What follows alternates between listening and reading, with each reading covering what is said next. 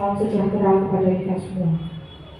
Yang kami hormati Ibu Prihatin selaku Kepala SD Negeri Kedawung 1. Yang kami hormati Ibu Dianis Astrinoka selaku narasumber kita pada hari ini. Dan Bapak Ibu Guru SD Negeri Kedawung 1 yang kami hormati. Puji syukur alhamdulillah kita panjatkan kehadiran Allah Subhanahu wa Ta'ala atas berkat rahmat, hidayah serta inayahnya kepada kita semua, sehingga kita dapat berkumpul di SD Negeri Kedawung 1 dalam acara diseminasi budaya positif dalam keadaan sehat walafiat. Tidak lupa sholawat beserta salam semoga tetap tercurahkan kepada Nabi kita, Nabi Muhammad SAW, dengan senantiasa menjalankan sunnah-sunnahnya. Semoga di yaumul qiyamah nanti kita semua mendapatkan syafaatnya. Bapak Ibu yang kami hormati, perkenankan saya menyampaikan susunan acara pada hari ini. Yang pertama, pembukaan. Yang kedua, sambutan kepala sekolah. Yang ketiga, doa. Dilanjutkan inti acara. Berikutnya lain-lain. Dan yang terakhir, penutup.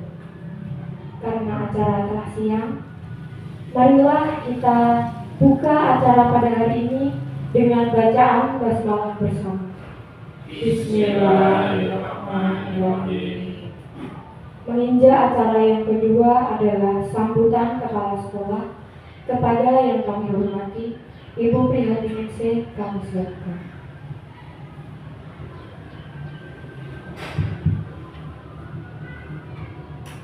Bismillahirrahmanirrahim. Assalamualaikum warahmatullahi wabarakatuh. Ibu-ibu, Bapak Ibu Guru SD Kedawung 1 yang saya hormati, Ibu Dianis selaku calon guru penggerak angkatan 11 Kabupaten Sragen yang saya hormati. Pertama-tama marilah kita panjatkan puja dan puji syukur kehadirat Allah Subhanahu wa Ta'ala, yang mana karena limpahan rahmat, taufik, hidayah serta inayahnya, sehingga pada siang hari ini kita dapat bertemu dalam keadaan sehat walafiat dan masih tetap semangat. Sholawat serta salam marilah kita haturkan kepada junjungan Nabi kita, Nabi besar Nabi Muhammad Sallallahu Alaihi Wasallam, yang kita nantikan syafaatnya di yaumul akhir. Bapak Ibu, ini dengan adanya kemajuan zaman, kemudian dengan adanya perkembangan zaman yang sangat maju, apa-apa ini secara cepat ya, ini mudah berganti seiring dengan perkembangan zaman. Begitu juga di dunia pendidikan kita ya, ada sesuatu yang baru, ada sesuatu lagi yang baru, ada yang lebih baru. Nah, ini kita karena Bapak Ibu juga termasuk priayi-priayi yang masih muda semangat, kami harapkan untuk tidak jemu, kemudian tidak lalai dan tidak tersuloh. Kita ikut nutnya zaman, ikut nute zaman koyong ini serba cepat ya. Kita ikuti saja apa-apa yang diprogramkan oleh pemerintah. Yang diprogramkan pemerintah yaitu diantaranya mengenai kaitannya dengan kurikulum merdeka, yaitu sekolah penggerak. Sekolah penggerak, alhamdulillah sekolah kita sudah ditetapkan menjadi sekolah penggerak. Kemudian guru penggerak. Nah, ini guru penggerak yang sudah lulus yaitu Pak Tri. Kemudian ini yang dalam proses adalah Bu Dianis. Bapak Ibu guru yang lain kami harapkan juga mengikuti, ya, karena kita tidak tahu besok-besoknya ini tentu ada manfaatnya, ya, entah itu secara langsung maupun tidak langsung. Jangan sampai nanti di kemudian hari itu menyesal, oh aku deben aduh melu ini, ya. Memang calon guru penggerak ini memang tugas-tugasnya kelihatannya banyak, ya. Nah, ini merupakan salah satu dari diklat kepemimpinan. Diklat kepemimpinan bahwasanya yang dulu LP 2KS, ya, itu sebelum menjadi kepala sekolah, calon kepala sekolah ini didiklat oleh LP 2KS. Kalau sekarang adalah lewat guru penggerak. Nah, itu misalnya manfaatnya entah itu Bapak Ibu guru mau pengen jadi kepala sekolah maupun saya tidak ingin, walaupun tidak ingin, tidak ada jeleknya, ya, kita ikuti dari program pemerintah. Kemudian pada temanya kali ini nanti adalah budaya positif. Nah, ini sekaligus untuk memotivasi kita semua, Bapak Ibu, yang namanya disiplin positif, budaya positif. Ini segala sesuatunya kita melakukan sesuatu tanpa pamrih, tanpa ingin mendapatkan imbalan, tanpa ingin mendapatkan pujian. Jadi didorong dari dalam hati nurani Bapak Ibu semua. Ini, ya. Jadi kalaupun kita sudah tersentuh, ya, oh ini pekerjaan saya, kemudian sawah ladang saya, kehidupan saya, ya, kita banyak-banyak bersyukur, nanti pekerjaan berat apapun akan terasa ringan. Yang dari jauh Pak Tri, yang dari Masaran, ya, alhamdulillah jam 7 sudah bisa sampai, ya. Ini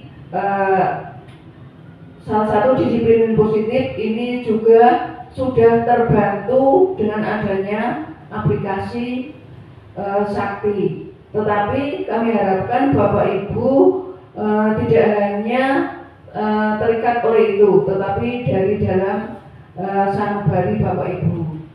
Kalau kita berangkat bekerja, diniatkan untuk ibadah, ya, dan nanti akan mendapat dua, ya, mendapat pahala, kemudian juga akan memenuhi kewajiban. Tetapi kalau kita hanya memenuhi kewajiban saja, nanti kan hanya mendapatkan satu. Kalau sesuatu diniatkan ibadah, nanti insya Allah juga akan mendapatkan hasil yang terbaik. Kemudian juga kita akan memetiknya, entah itu dalam waktu dekat, entah itu dalam waktu yang sedang atau agak lama, atau mungkin di kemudian hari, ya. Ini Bapak Ibu, jadi tema kali ini sangat tepat sekali untuk memotivasi kita sebagai sekolah penggerak, sekolah unggul, sekolah adiwiyata.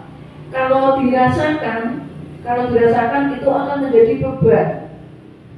Nah, dirasakan beban karena kita mendapat tumpuan. Kalau ada kekurangan sedikit saja, orang-orang kedorong satu kok seperti itu.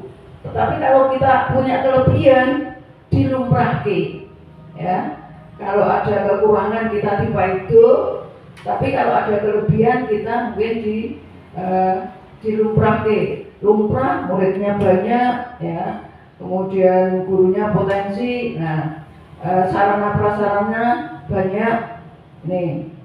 Tapi kami harapkan Bapak Ibu untuk tidak patah semangat, ya. Ini kehidupan kita jalani, Ya, kita jalani saja. Kalau kita jalani tidak banyak mengeluh, nanti juga podo-podo menjalani mengeluh dan tidak kan lebih baik yang tidak mengeluh. Mengeluh pun nanti juga akan tambah berat.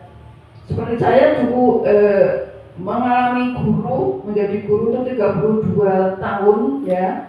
Itu misalnya dari rumah atau tidak ada rasa semangat, nanti misalkan mengajar anak-anak itu kok bocah ini adalah koyo ora mudeng-mudeng nek aku ora semangat ya. Ini jadi kalau kita semangat, kita tulus, nanti insya Allah juga akan mendapatkan hasil yang terbaik.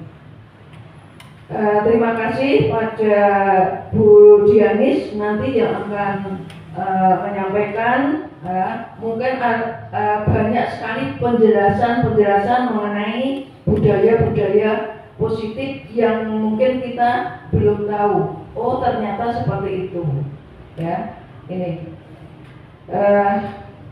saya kira dari kami cukup. Wabillahi taufiq wal hidayah. Akhirul kalam. Wassalamualaikum warahmatullahi wabarakatuh. Waalaikumsalam.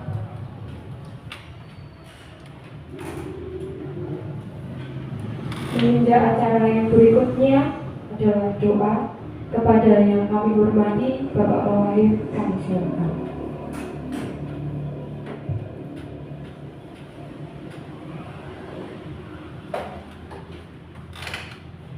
Assalamualaikum warahmatullahi wabarakatuh.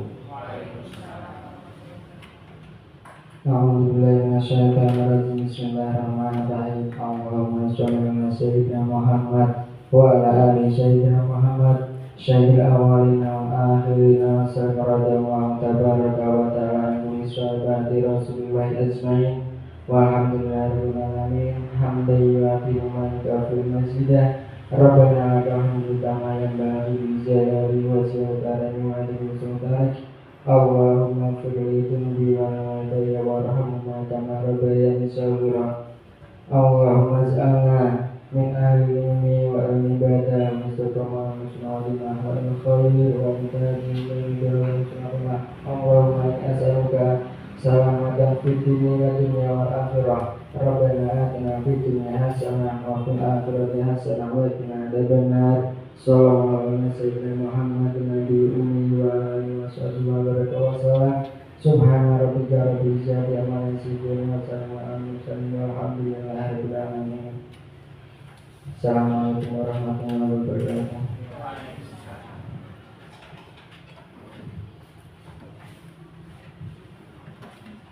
Bapak Ibu yang kami hormati, berikutnya adalah inti acara. Kepada Ibu Dianis Astrinoka selaku narasumber kita pada hari ini, kami silakan.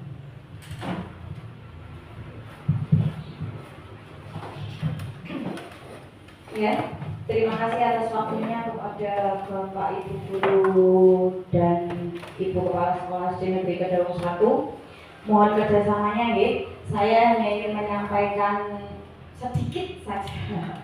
Ya, terima kasih sebelumnya kepada Ibu Kepala Sekolah karena sudah memotivasi kami, terutama saya sendiri selaku yang masih dalam perjalanan untuk guru penggerak angkatan 11, dan untuk teman-teman yang lainnya diharapkan nanti selanjutnya juga akan mengikuti program ini, calon guru penggerak di angkatan berikutnya.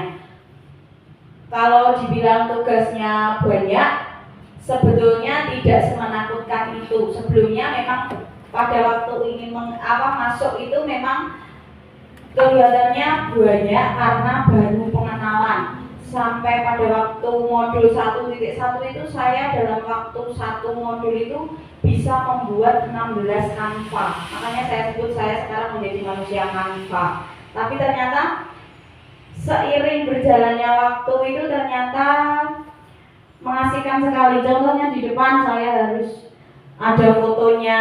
Jadi saya sekarang harus rajin selfie yang cantik-cantik karena harus dilampirkan di sini. Ya, kemudian ada momen-momen seperti ini. Benar-benar kita harus jadi rajin mendokumentasikan momen-momen yang penting. Sebetulnya untuk guru penggerak ini kalau menurut saya itu benar untuk diklat kepemimpinan, tapi kalau menurut saya yang penting itu adalah ilmunya. Ilmunya itu kalau diterapkan di sekolah, kita sebagai pendidik itu sangat bermanfaat sekali. Contohnya yang ingin dibahas kali ini yaitu tentang budaya positif. Budaya positif ini di guru penggerak, di program guru penggerak itu ada di modul 1.4. Ini adalah biodata saya. Nama saya adalah Diani Sastriloka, satuan kerja saya adalah di SD Negeri Kedaung 1 Mondokan.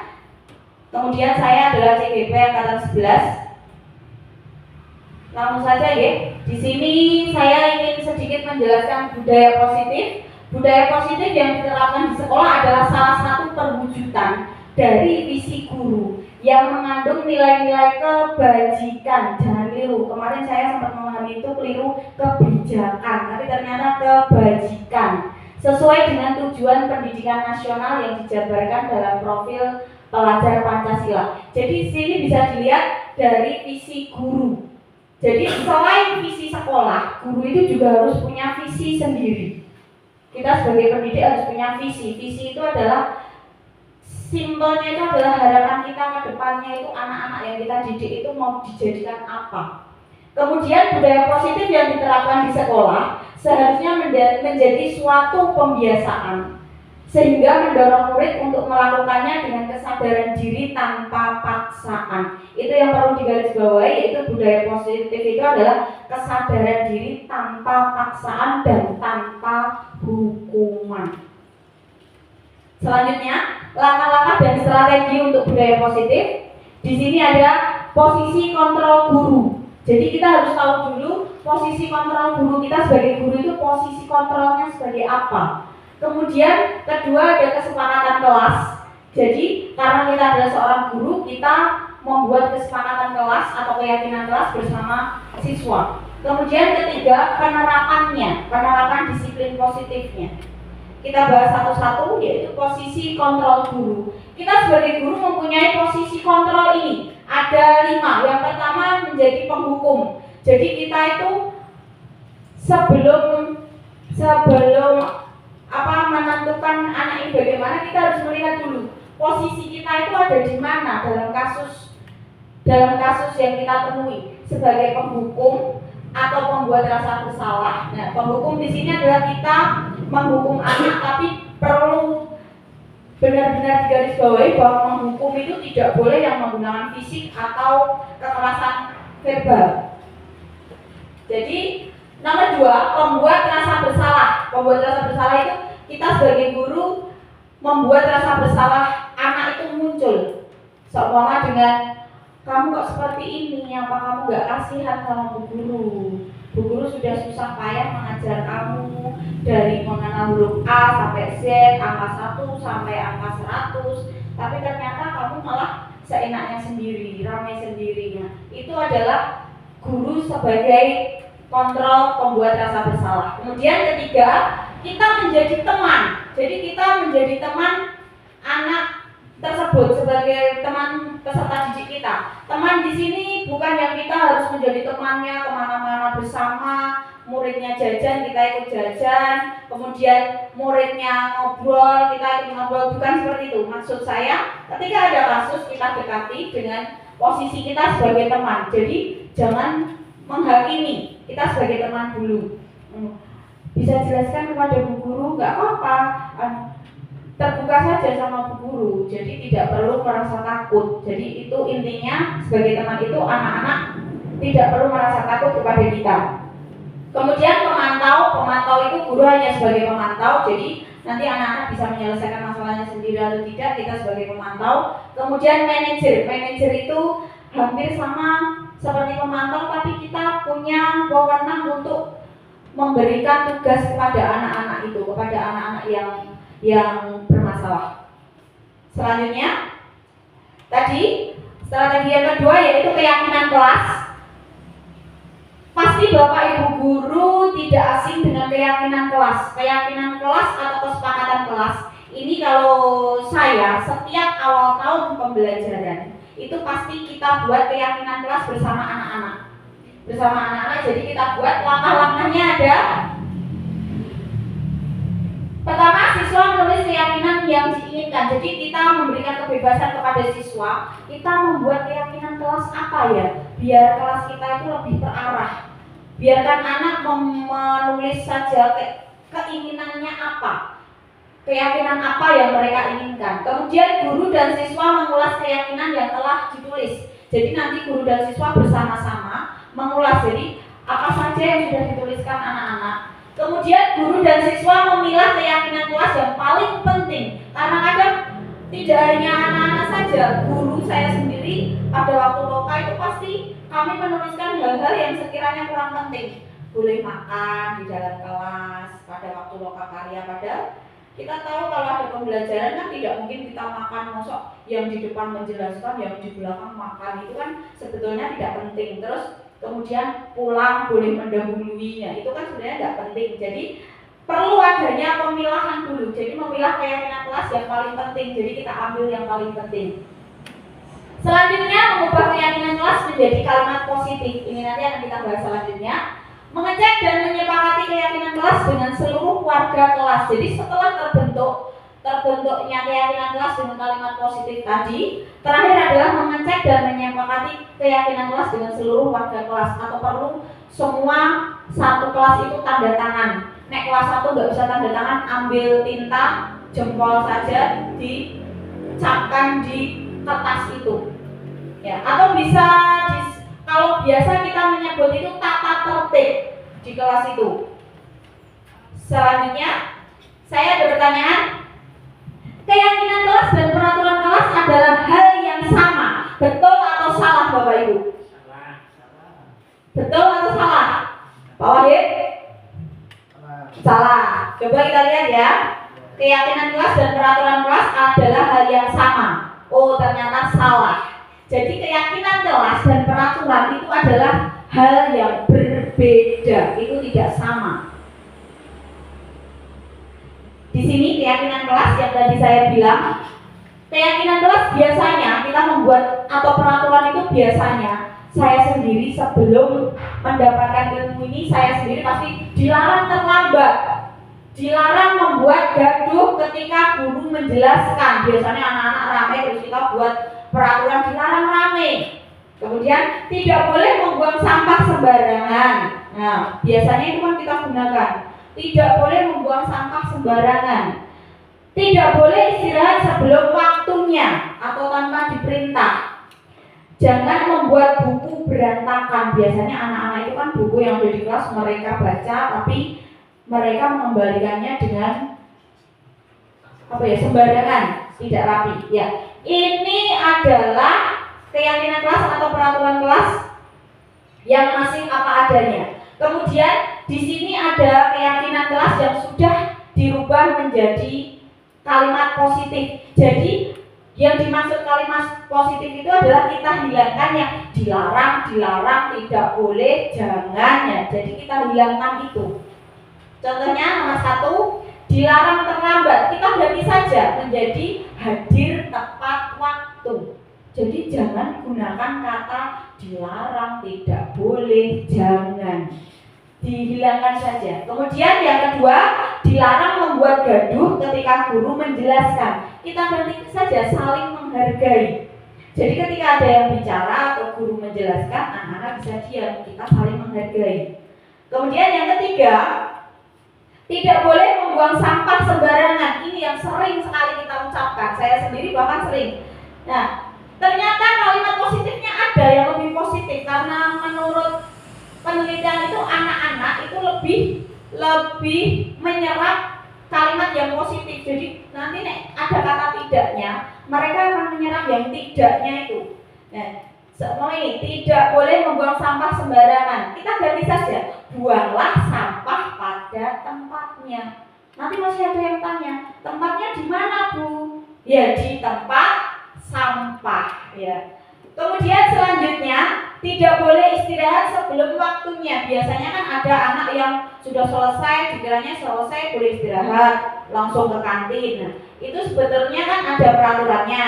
Kita ganti saja menjadi kalimat positif, istirahat setelah bel berbunyi. Jadi kita hilangkan tidak bolehnya.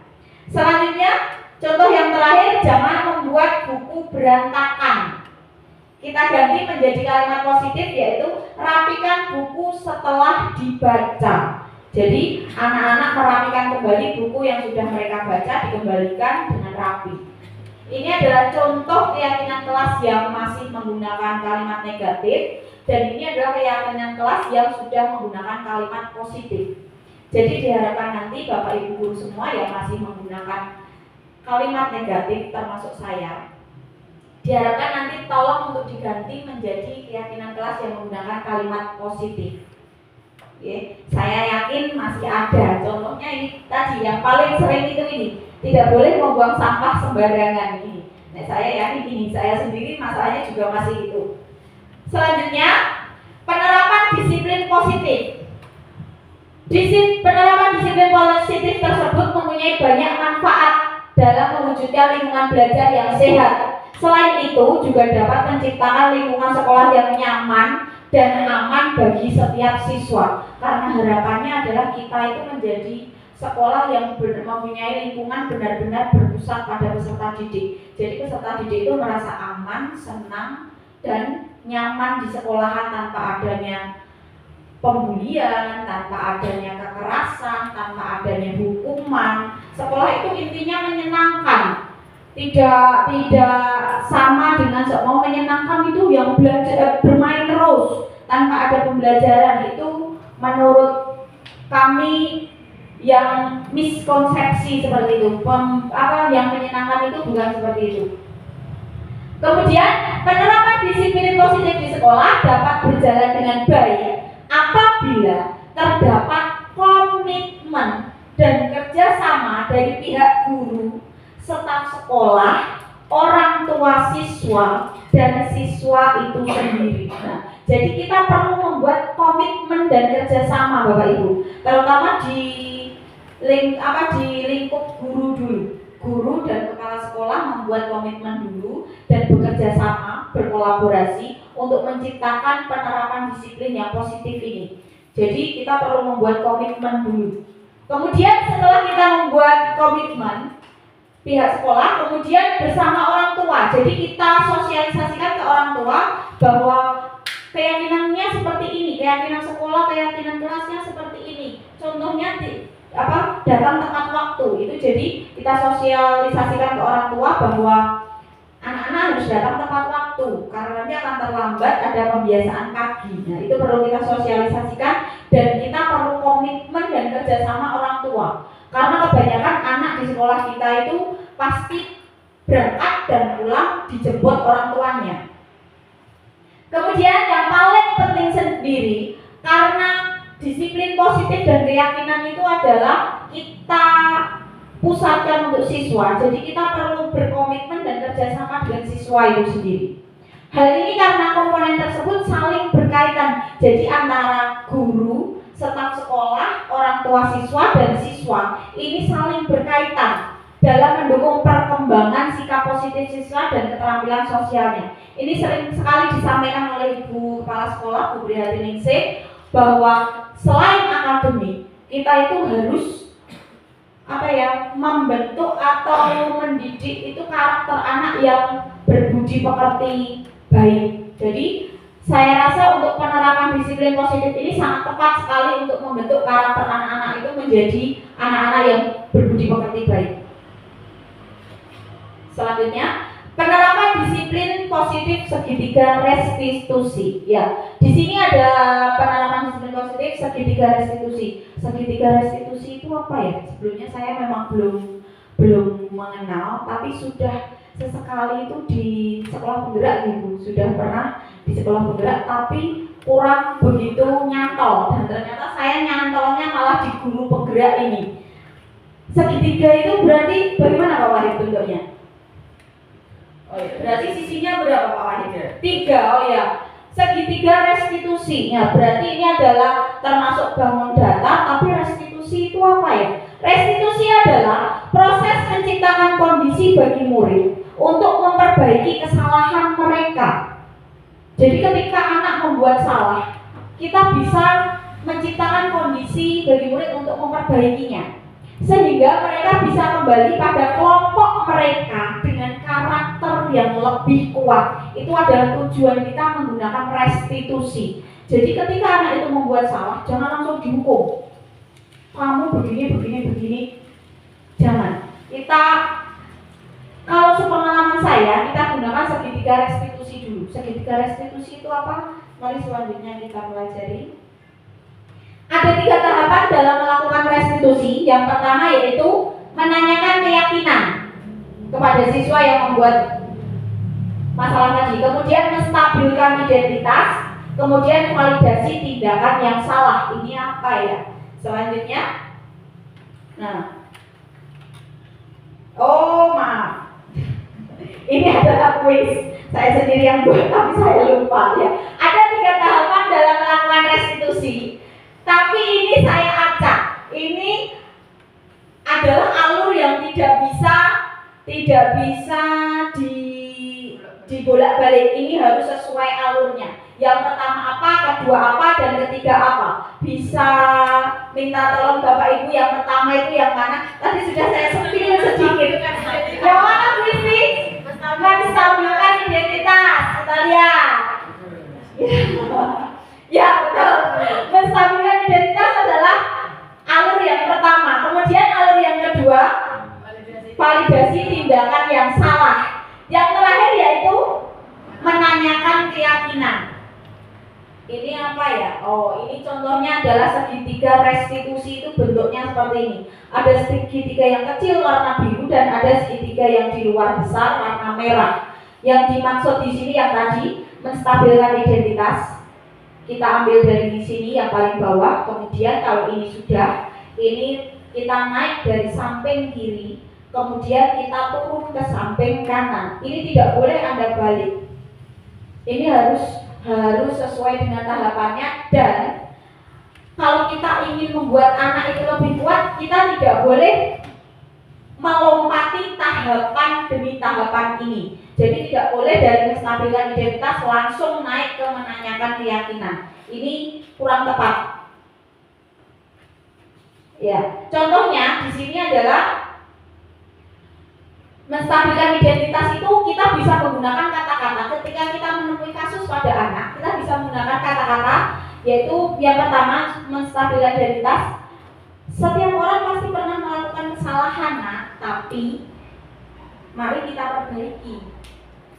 Kemudian bisa juga kamu bukan satu-satunya yang pernah melakukan ini. Sebelumnya ada temanmu yang melakukan, tapi mereka berhasil memperbaikinya. Nah, itu adalah contoh pengucapan atau respon kita yang tepat ketika ada anak yang melakukan salah.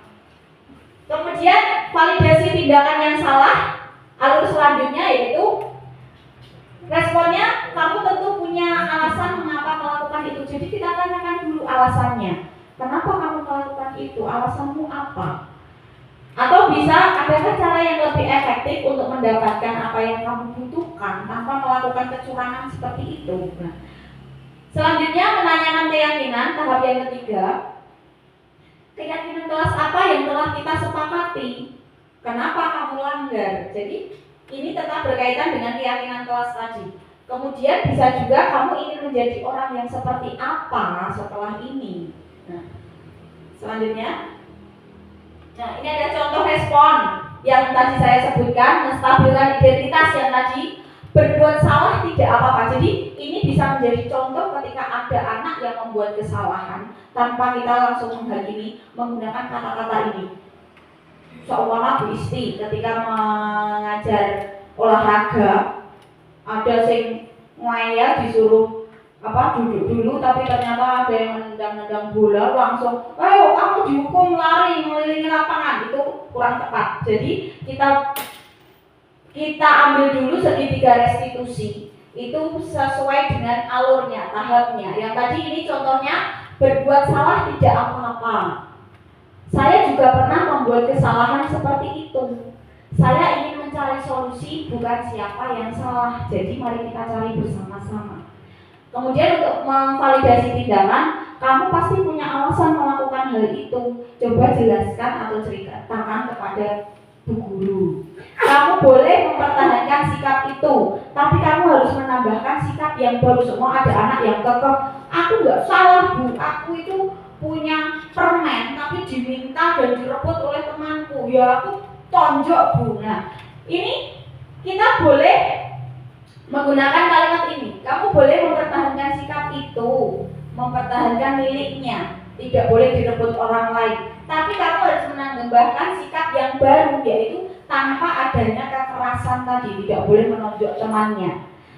Tahap yang terakhir yaitu menanyakan keyakinan, karena pasti setiap kelas mempunyai keyakinan. Jadi kita tanyakan lagi, keyakinan apa yang sudah kamu langgar, yang sudah kita sepakati tapi kamu langgar itu apa?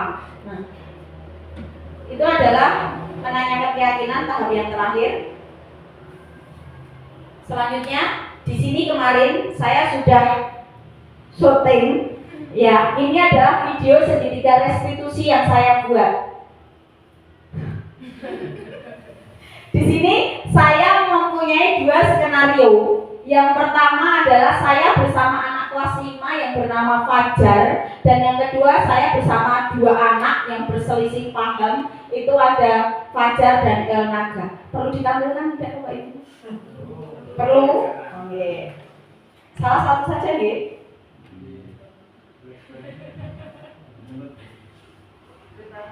Nggih. Mas lambat pun.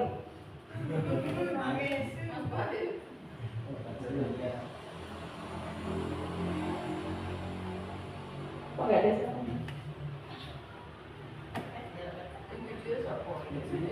Video sendiri tuh.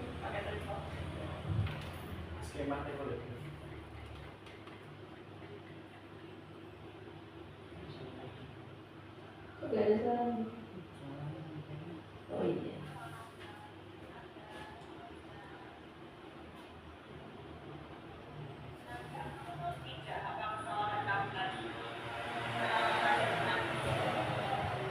Yang bawah nih Bapak Ibu, jangan fokus yang atas. Tidak masalah, nanti kita selesaikan permasalahan ini bersama ya. Bisa dicontoh nanti Bapak Ibu ketika ada masalah. Ya.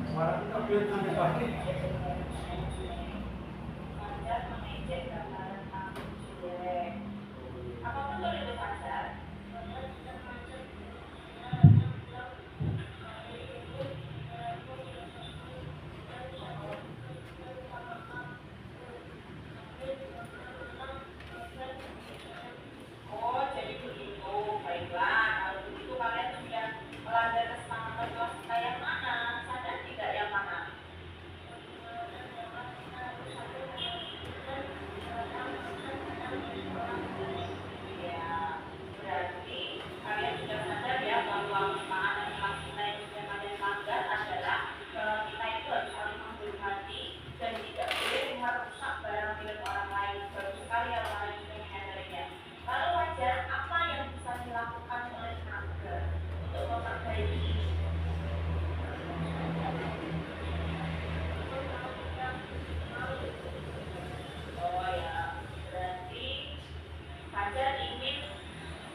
Gambarnya kembali lagi yang bagus, tapi takut untuk minta uang kepada ibunya. Kalau begitu, bagaimana Naga dalam menyelesaikan ini? Saya akan memberi gambar Fajar dengan kampungnya saya sendiri. Oh ya, baiklah. Terima kasih sudah selesai ya masalah ini. Fajar bisa menerima nanti gambar yang kita memberikan dengan uangnya sendiri. Ya, Ibu harap masalah ini tidak terulang kembali kemudian hari ya. Ya, terima kasih. Jabat tangan dulu, sampai sudah berdamai. Ya, selamat. Halo berdua, Naga dan Fajar. Bagaimana perasaan kalian atau ungkapan kalian? Dulu kita sudah menyelesaikan masalah tadi, kasus tadi dengan segitiga restitusi. Apa kalian merasa tertekan, merasa tidak adil satu sama lain, atau merasa dihukum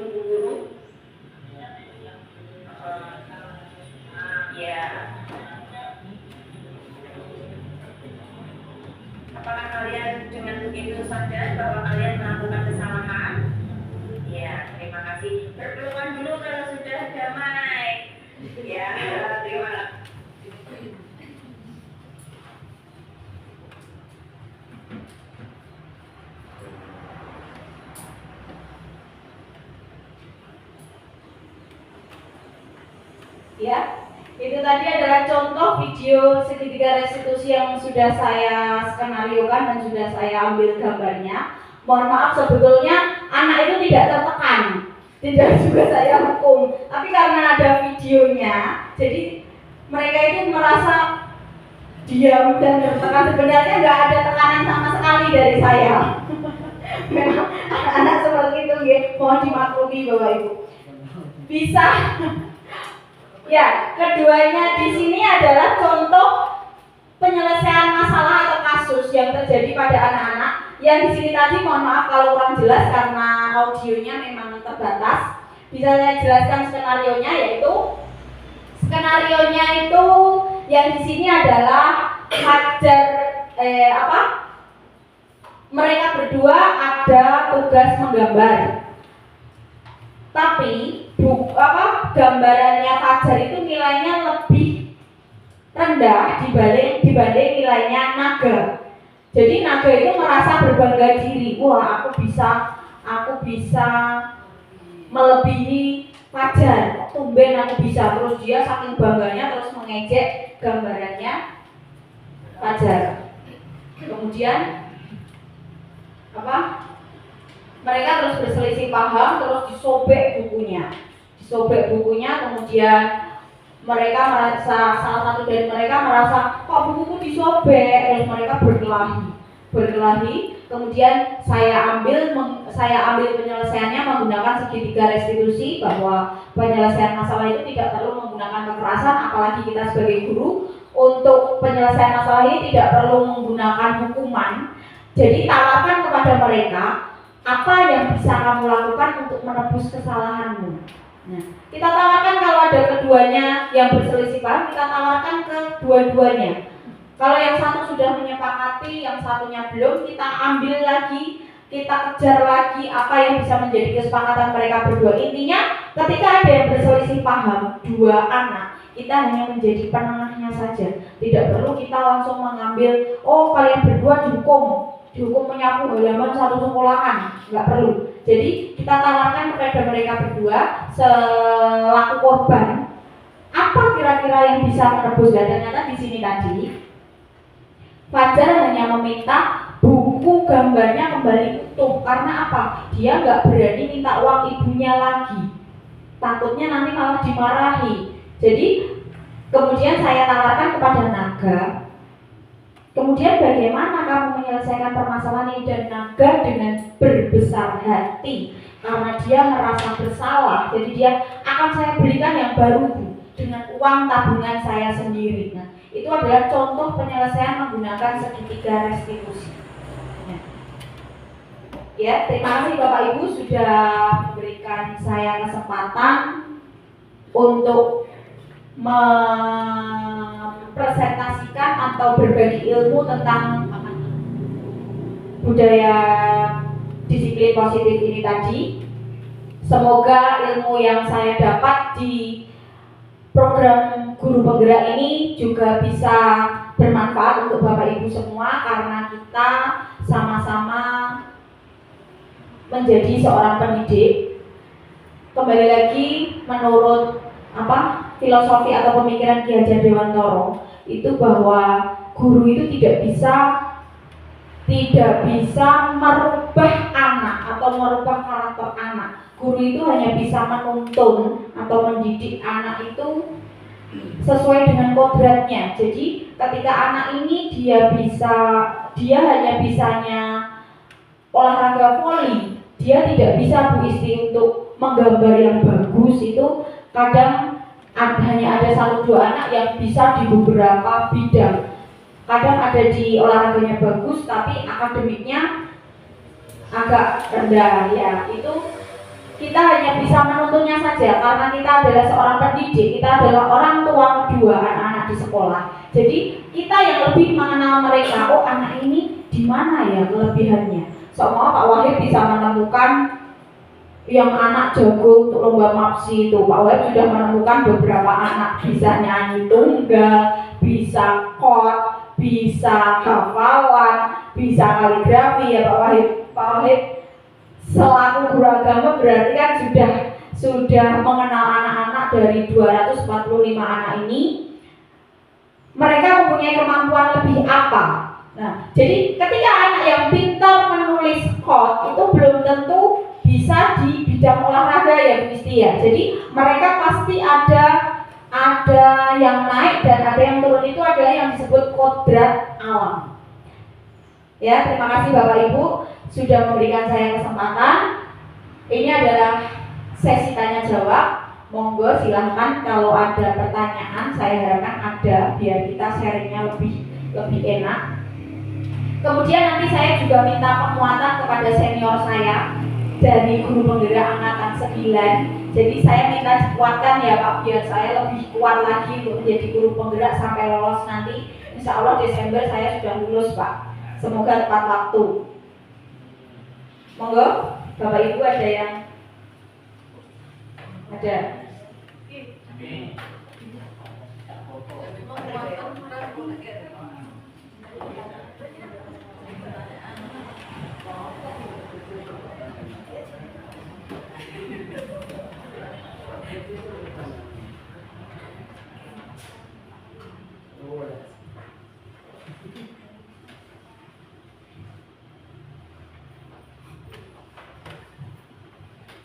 Ya, terima kasih waktunya.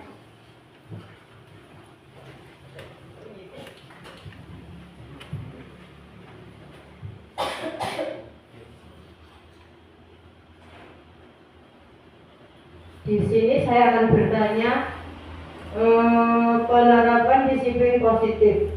Itu kan tadi ada kata-kata dilarang. Itu kan sebenarnya diganti dengan kata yang positif. Nah, tidak boleh membuang sampah sembarangan, itu kan diganti dengan apa tadi, buanglah sampah pada tempatnya. Itu benar. Tapi kadang kita sebagai guru itu lupa dengan itu. Berarti bagaimana tipsnya? Tipsnya untuk biar nggak lupa tentang yang positif gitu, biar nggak negatif terus itu. Ya, terima kasih Bu Isti atas pertanyaannya ya. Ini kembali lagi ke kesadaran kita sebagai seorang guru, seorang pendidik. Kalau mau lebih sadar lagi Bu Isti, nanti angkatan 12 ikut daftar ya. Karena dari situ kita akan disadarkan di program ini ya. Keyakinan kelas ini adalah keyakinan kita bersama. Keyakinan kita bersama dengan seluruh siswa, karena kita di kelas adalah seorang guru. Jadi tidak serta-merta kita yang membuat peraturan tidak boleh seperti ini, tidak boleh, dilarang. Jangan. Itu di pemikirannya kita sebagai seorang pendidik itu dihilangkan. Jadi saya harap setelah saya berbagi ilmu ini, saya harap selanjutnya nanti kita buat masing-masing keyakinan kelas di kelas kita masing-masing. Jadi keyakinan kelas itu dibuat bersama siswa. Semua siswa harus mengakomodir keinginan semua siswa. Mungkin ada siswa yang Bu boleh makan permen di dalam kelas, tidak apa-apa. Kalau itu dianggap penting nggak masalah. Nah, tinggal kesepakatannya saja. Nanti kalau ada yang pro dan kontra, ada yang setuju, ada yang tidak, kita buat voting saja. Saya yakin sudah bisa, karena kelas 1 saja sudah bisa. Saya yakin pasti di kelas lain bisa, apalagi kelas 6 sudah bisa membuat langsung ke kalimat positif. Saya yakin sudah bisa ya Bu Inggar. Ya. Kalau untuk kalimat negatif ini, karena kadang itu anak-anak itu yang dilarang itu sudah apa-apa dilarang. Nah, seperti itu. Jadi mereka sudah malas dulu dengarnya. Tapi kalau kita rubah menjadi kalimat yang lebih positif, anak-anak itu akan lebih menerima. Jadi anak itu tidak merasa dikekang, tapi mereka ini kesepakatanku. Saya hadir tepat waktu. Mereka akan merasa aku kalau tidak hadir tepat waktu, aku merasa melanggar keyakinanku yang pertama. Kemudian saling menghargai, tidak hanya dengan guru saja, dengan teman perlu saling menghargai. Karena apa? Kalau tidak saling menghargai, seperti tadi video restitusi yang sudah saya tampilkan tadi, mereka akan berselisih paham dan pasti kalau anak-anak akan terjadi kekerasan itu pasti. Paling tidak yang masih sering itu di sekolah kita adalah kekerasan atau dalam ucapan, ya, verbal. Yang masih sering saya dengar dan mau dihilangkan itu bagaimana masyarakat kita masih sering menggunakan itu. Contoh kecilnya itu adalah memanggil anak dengan nama orang tuanya. Ya, itu sebenarnya sudah kekerasan verbal, tapi kita mau menghilangkannya bagaimana itu juga bingung, karena di rumah kadang orang tua pun juga seperti itu manggilnya. Manggil anaknya dengan anaknya sopo. Nah, itu sudah terlalu di pikiran anak. Kayak anak kai tak panggil lain nama bapaknya Selamat. Nah, kemarin ada anak yang nggak terima dipanggil Selamat, padahal nama Selamat itu bagus ya, Pak Selamat. Iya. Karena maunya dipanggil yang lain. Nah, kalau terjadi seperti itu bagaimana? Seperti yang sudah diungkapkan oleh Bu Kepala, saya pernah dengar pada waktu, kalau nggak salah pada waktu pembelajaran tahun ajaran baru ya Bu, pada waktu anak kelas 1 masuk itu Bu Kepala panggil nama anak panggil nama teman sesuai dengan nama yang diinginkan. Jadi ketika nama saya Dianis Astri Nuka, saya inginnya dipanggil Astri. Jadi jangan coba-coba panggil saya Dianis. Itu adalah suatu contoh kita menghargai atau menghormati keinginan orang lain. Jadi ketika anak itu nggak mau dipanggil Selamat, ya udah minta saja, ditanya saja, kamu pengennya dipanggil apa toh, biar kita itu saling enak gitu. Mintanya dipanggil Anto. Oh ya udah, kita panggil saja Tok, Anto, gitu. Tidak perlu. Nah, ada anak itu masih ada yang usil, sudah tahu tidak mau dipanggil Selamat, tapi masih dipanggil Selamat. Nanti harus marah, terus dicuotos lagi. Iya Anto. Padahal nama sebenarnya juga bukan Anto, tapi dia inginnya dipanggil Anto. Itu adalah contoh saling menghargai biar tidak terjadi melanggar keyakinan kelas ya. Kemudian tadi yang ditanyakan Bu Misti adalah tidak boleh membuang sampah sembarangan. Ya betul. Kita masih sering sekali menggunakan kata-kata itu. Kembali lagi Bu, kita harus sadar sebagai guru, kita itu mentransferkan ilmu kita atau kita itu menuntun anak-anak didik kita. Jadi kita harus sadar dulu selama ini itu betul atau salah. Kemudian kita secara tidak langsung refleksi diri, yang sudah saya lakukan betul atau salah. Kemudian seharusnya kalau anak seperti ini saya menanganinya bagaimana. Jadi nanti pertama yang ingin saya berikan tips kepada Bu Isti adalah Bu Isti harus sadar dulu. Ya, harus sadar diri dulu atau merefleksi diri sendiri dulu. Sudah bisa diterima Bu Isti? Ya, terima kasih. Kemudian ada selanjutnya, kalau tidak ada langsung saja. Oke, go. Saya cuma bagaimana ya? Ini ilmu baru atau mungkin perbedaannya?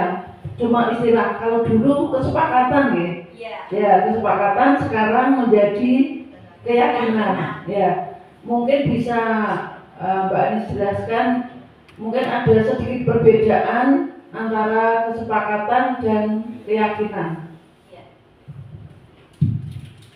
Terima kasih Bu Prihatiningsi, Bu Kepala.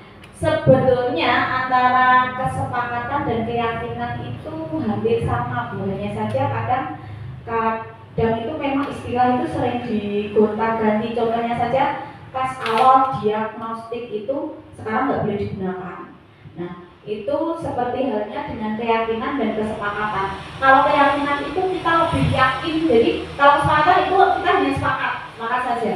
Oh ya, saya sepakat, tapi kita tidak yakin saya pasti nanti melakukan itu atau tidak. Tapi kalau keyakinan itu pasti kita harus yakin. Jadi kita membuat keyakinan dengan siswa dulu, kita sepakati dulu. Kita buat apa? Ini ya, kita buat kesepakatan dulu apa yang diinginkan siswa. Kemudian kita sepakati bersama ini perlu atau tidak. Kalau sudah, kita yakinkan. Jadi keyakinan itu istilahnya apa ya? Tahap terakhir dari itu dibuat. Iya. Jadi ya tidak lanjut dari keyakinan dari kesepakatan yang sudah dibuat. Jadi siswa nanti, oh saya sudah membuat keyakinan bersama guru, jadi saya harus melaksanakan itu. Bisa diterima Bu Adi? Iya, terima kasih. Ada lagi Bapak Ibu?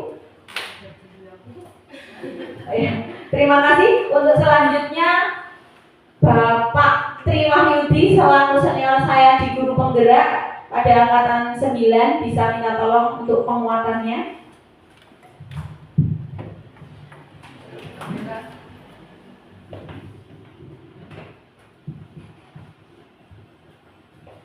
Ya, terima kasih Bu Anis selaku CGP angkatan 11 ya. Oke, Bapak Ibu, setelah saya lulus dari guru penggerak di angkatan 9 kalau saya ya, itu banyak sekali ilmu yang saya dapat. Yang semula dulu itu saya berat sekali Bu. Siswa salah tak songeni seperti waktu saya itu zaman saya sekolah. Zaman saya sekolah itu kan kalau ada anak yang salah atau anak yang nggak bisa langsung ambilkan penggaris gitu. Karena waktu kecil itu saya mengalami sendiri, langsung bilek di punggung atau di mana. Kalau enggak pas seperti ini kok enggak nggak teknik gurune langsung di mejanya langsung digebrak pakai penggaris itu. Jadi apa yang disampaikan Bu Dianis tadi benar, bahwa pola kita untuk mengajar itu sudah berbeda. Kita jangan menerapkan seperti waktu saya kecil. Kita harus benar-benar memprioritaskan anak tersebut, bahwa anak tersebut itu bukan hanya anaknya orang lain, tapi kita anggap sebagai anak kita sendiri. Gitu. Suatu saat dia akan bagaimana ya? Dia akan mengingat-ingat kita. Oh, guru kai apik yo, bebek. Nah, siapa tahu nanti kalau kita sudah tua dibalas dengan apa yang telah kita ajarkan. Cerita sedikit juga menurut pengalaman saya dulu. Ada guru yang bertindak seperti yang saya ceritakan, keras. Dia ke anak itu langsung nendang. Pulang-pulang itu gurunya dicegat di tengah jalan, dikeroyok sama teman-temannya. Itu pernah saya alami. Maka dari itu Bapak Ibu guru, monggo saya ajak untuk mengubah cara mengajar kita. Bagaimana kita mencintai peserta didik itu seperti anak kita sendiri, agar nantinya kita juga dapat dikenang peserta didik kita sepanjang waktu. Itu saja mungkin Bu Dianis, dan yang lain mungkin bisa nanti ikut CGP angkatan selanjutnya. Selain dapat ilmunya, juga dapat apa Bu Dianis? Dapat fee-nya aja. Ya pasti itu. Oke. Ya rekoso sithik ra apa-apa. Nanti ilmunya ada, fee-nya juga ada. Itu cukup bagi saya. Buat saya, terima kasih. Wassalamualaikum warahmatullahi wabarakatuh. Terima kasih Pak Tri Wahyudi untuk sedikit ceritanya. Memang sesuai dengan pemikiran KHD ya Pak Tri, bahwa kita sebagai pendidik itu harus mengikuti kodrat alam yang ada pada diri anak dan kodrat zaman. Kita harus mengikuti zaman, tidak bisa yang dulu diterapkan di sekarang. Dulu mungkin tidak ada HP, tidak ada internet, tapi sekarang sudah. Bukan anak yang tidak boleh mengikuti itu, tapi kita yang merubah pemikiran kita dan merubah cara kita mendidik anak saja. Oke. Terima kasih Pak Tri atas penguatannya. senior saya di guru penggerak. Semoga saya bisa lulus tepat waktu seperti beliau, dan terima kasih Bu Prihatiningsih selaku kepala atas motivasinya dan bantuannya, dan teman-teman semua terima kasih atas kerjasamanya. Saya ucapkan terima kasih sekali lagi. Itu saja dari saya, cukup sekian, terima kasih. Wassalamualaikum warahmatullahi wabarakatuh. Ya, terima kasih kepada Bu Dian Sastrimuka atas ilmu yang disampaikan, sangat bermanfaat untuk kita semua. Alhamdulillah Bapak Ibu, acara demi acara telah kita laksanakan bersama. Sampailah kita di penghujung acara, yaitu penutup. Marilah acara pada hari ini kita tutup bersama dengan bacaan hamdalah. Alhamdulillah. Demikian. Sebelum saya tutup, saya minta tepuk tangannya kepada Bu Dian Sastrimuka yang sangat luar biasa sekali memberikan pengarahan dan motivasinya. Oke, itu saja demikian yang dapat saya sampaikan. Mohon maaf apabila ada salah kata. Akhirul salam, wabillahi taufiq wal hidayah. Wassalamualaikum warahmatullahi wabarakatuh.